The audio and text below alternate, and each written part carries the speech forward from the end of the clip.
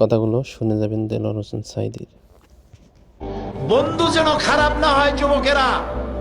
তোমার বন্ধু যদি সিনেমা খোর হয়, মদ খোর হয়, জুয়ারি হয়, তোমারে একদিন না একদিন জুয়া খেলায়, মদের আড্ডায়, জেনার আড্ডায় ঢুকাইয়া ছাড়বে। আর তোমার বন্ধু যদি নামাজি হয়, আজ হোক কাল হোক, হাতে ধরে হোক পায়ে ধরে হোক, তোমার একদিন মসজিদে ঢুকাবে। সুবহানাল্লাহ, সুবহানাল্লাহ। এই জন্য বন্ধু বানাইতে ভুল করবে না যুবকেরা।